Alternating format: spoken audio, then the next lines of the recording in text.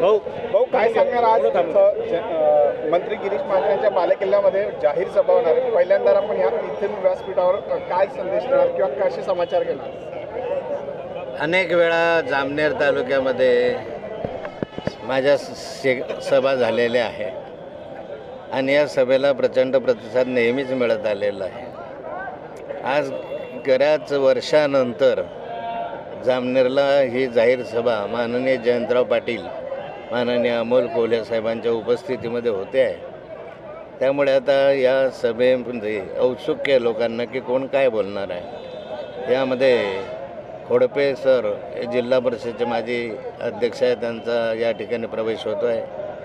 उत्साह तुम्ही पाहतात, गर्दी पाहतात, एकंदरीत खोडपे सरांना चांगला प्रतिसाद या ठिकाणी मिळतो आहे. त्यामुळे राष्ट्रवादी काँग्रेसचे उमेदवार या ठिकाणी निश्चित विजयी होतील असं चित्र आज तरी दिसतं आहे. भाऊ, आपल्या देवेंद्र फडणवीस यांनी सांगितलं होतं गणपती विसर्जननंतर खडसे यांचा पक्षप्रवेशचा विचार करण्यात येणार आहे. आता 25 तारखेला अमित शहा हे नाशिकच्या दौऱ्यावरती येत आहे, काय बोलणार? हां, आता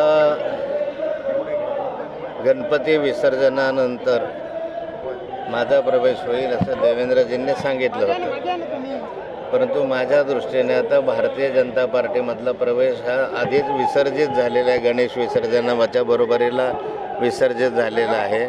मी आता राष्ट्रवादी काँग्रेसमध्ये स्थायी आहे, राष्ट्रवादी काँग्रेसचा सदस्य आहे आणि राष्ट्रवादी काँग्रेसच्याच प्रचारामध्ये आज सहभागी झालेलो आहे.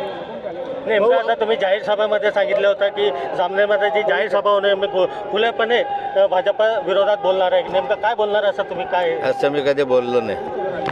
भाऊ, अमित शहा महाराष्ट्राच्या दौऱ्यावर येत आहे, तेव्हा तुम्ही त्यांना प्रश्न मांडणार आहे का? कारण तुम्ही त्यांच्या उपस्थितीत प्रवेश केला होता. चला, हां, सांगितलं ते आता नंतर भाषणात सांगा.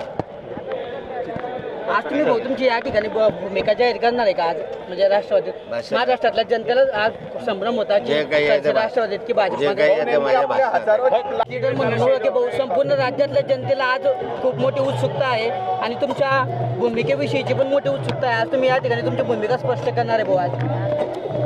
आता नुकतंच माझं या ठिकाणी व्यासपीठावर भाषण होणार आहे. भाषणामध्ये बहुतेक मुद्दे येणार आहे. तुम्ही थोडं थांबा आणि वाट बघा.